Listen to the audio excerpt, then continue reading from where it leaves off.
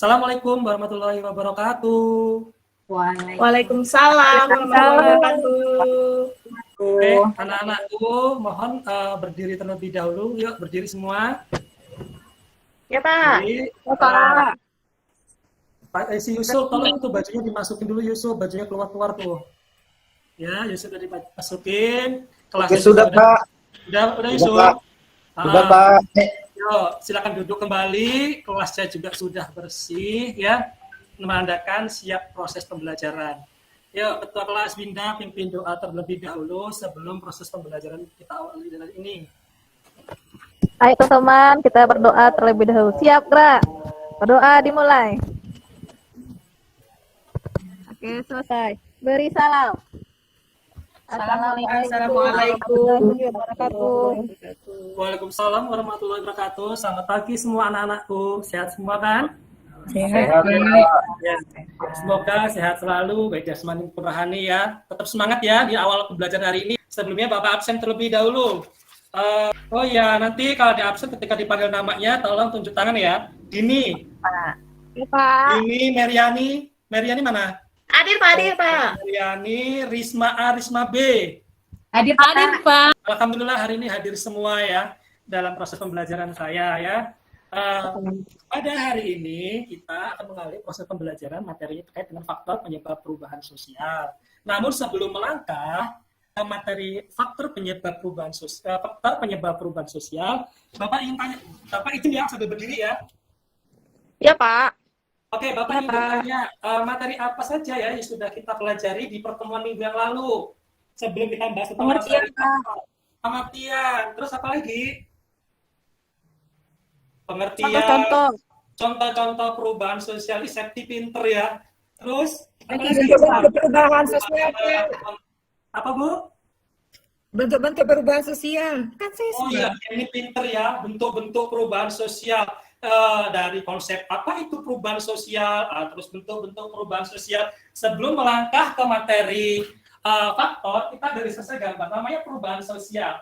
Ini A, B, C, benar kan?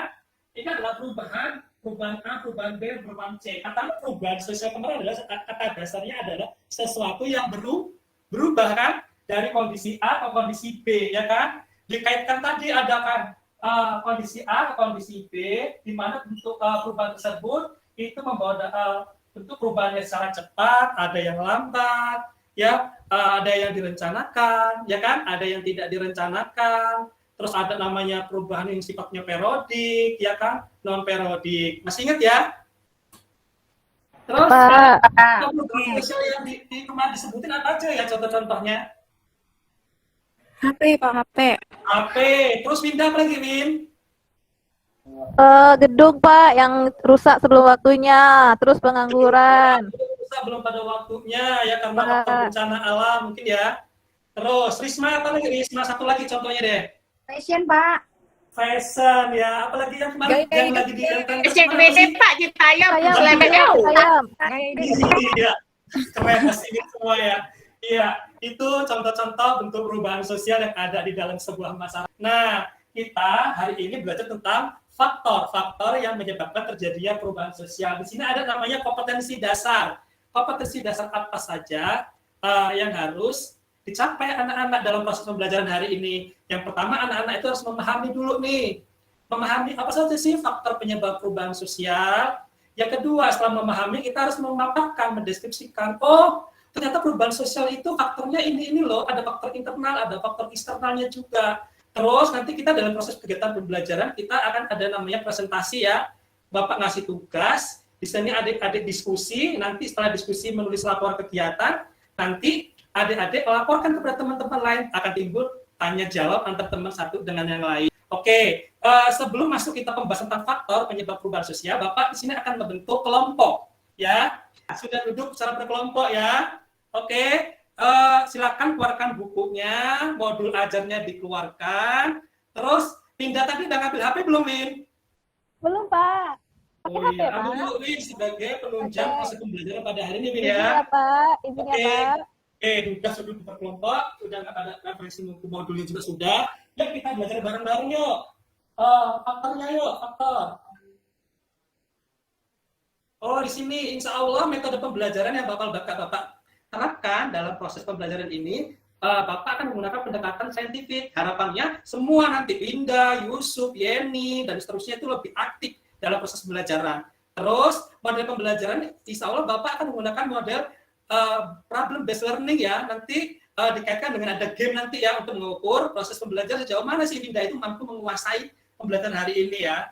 Terus nanti dan seterusnya. Oke, di sini ada faktor faktor yang menyebabkan perubahan sosial. Kalau ngomong faktor penyebab perubahan sosial ada dua nih, faktor internal dan faktor eksternal, ya. Kalau faktor internal itu adalah faktor dari dalam diri kita, Pak. Sosial ya. Ya. Terus kalau faktor eksternal itu faktor dari luar masyarakat itu. Ilustrasinya gambar kayak gini. Ini Dina, ini Winda, ini Yeni, ya. Ini dari luar.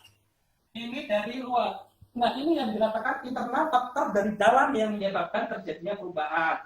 Kalau ini berarti faktor eksternal yang menyebabkan terjadinya perubahan sosial. Di sini ada faktor internal, ada bertambah atau berkurangnya penduduk, ya, berkaitan dengan demografi. Terus ada penemuan-penemuan baru. Terus ada konflik di dalam masyarakat ini. Terus ada namanya, apalagi pemberontakan di dalam internal sebuah masyarakat. Ada juga faktor eksternalnya, karena bencana alam, tapi kadang tahu si Linda, bangunan ambruk sebelum waktunya. Terus ada faktor eksternalnya, ada ya peperangan. Terus ada ya pengaruh dari kontak dengan budaya masyarakat lain. Yuk kita kupas satu persatu yuk. Oke. Nah, di sini faktor internal yang pertama adalah faktor bertambah atau berkurangnya jumlah penduduk. Nah, bertambah atau berkurangnya jumlah penduduk dapat mempengaruhi perubahan sosial yang ada di dalam masyarakat. Contohnya ini adalah urbanisasi. Itu apa sih, Winda?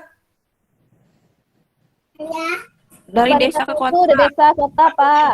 Dari desa ke kota. Dengan harapan warganya Septi itu pindah dari desa ke kota, ingin mengubah kehidupan yang lebih baik, ingin mendapat pekerjaan yang layak, ya, mungkin ingin dapat pendidikan yang lebih baik. Nah, dengan perpindahan penduduk dari desa ke kota, banyak warga Septi itu terserap lapangan pekerjaan di sektor industri. Itu udah pertama, contoh perubahan sosial di mana berubah dari sektor agraris menjadi sektor industri. Yang pertama.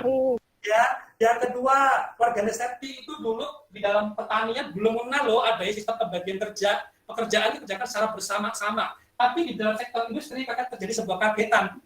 Di dalam sektor industri ternyata keluarga Winda sudah mulai mengenal, ya, ada pembagian kerja, ada yang jadi direktur, ada apa lagi, sekretaris, ya, manager.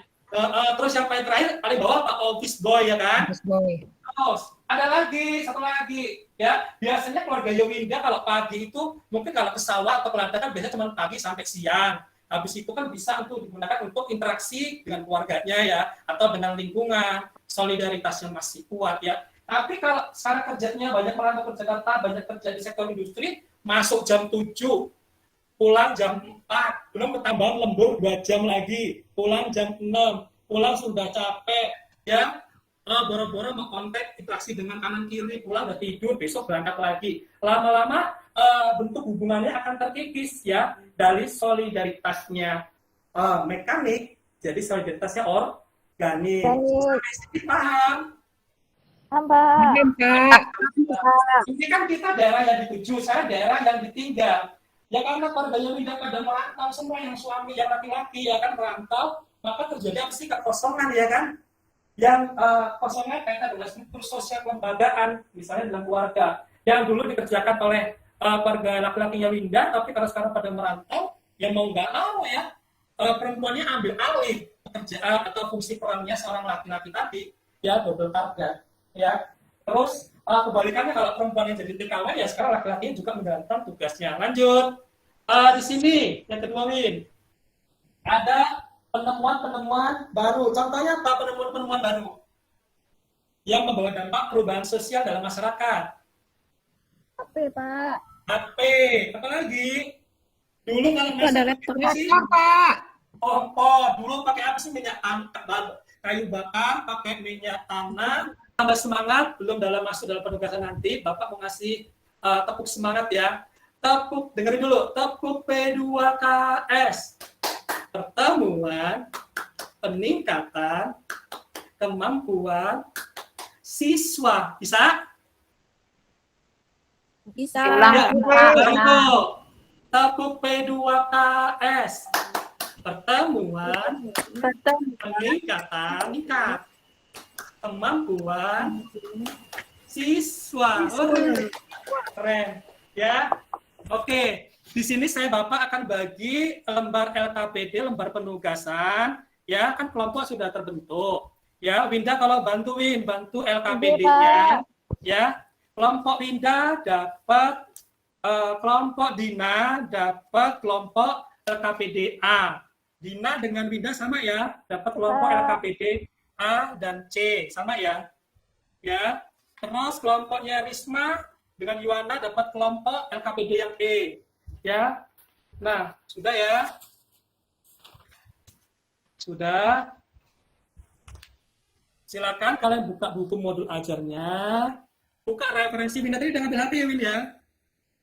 Udah Pak aku lagi. Udah Win, udah ngambil HP-nya. Sekarang silakan kalian diskusi dengan kelompok terkait dengan permasalahan tersebut. Terus kalian tulis ya.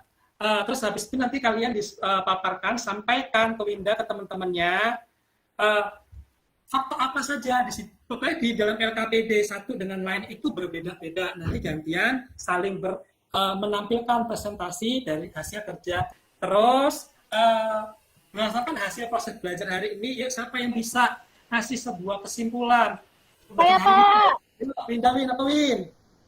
Dalam materi ini kita belajar faktor penyebab perubahan sosial, ada faktor internal dan eksternal. Jadi kalau internal itu faktor yang terdapat dari dalam masyarakatnya, seperti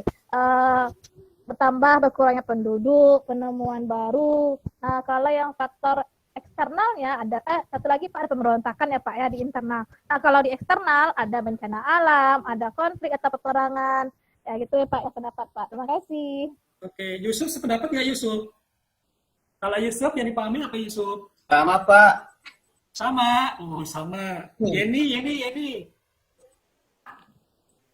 Sama, Yen? Sama, Pak. Oke, berarti keren-keren siswa kelas 12 IPS emang jos pinter-pinter ya. Keren. Ya, hari ini Bapak sesuai janji Bapak akan mengadakan game ya. Game di mana match and match. Bapak nyiapin kartu nih, ya. Ada kartu soal, ada kartu jawaban, ya. Nah, nanti kartu soalnya ditaruh di atas meja, ya, ditaruh cara berurutan. Nanti jawabannya itu di sini dikocok ya. Waktu cuma 5 menit, 5 soal, ya. Siapa yang paling cepat nanti ada hadiah. Ada hadiahnya jika Bapak berikan. Apa tuh? Apa hadiahnya, Pak? Hadiahnya satu ini adalah HP luar biasa ya. Ya.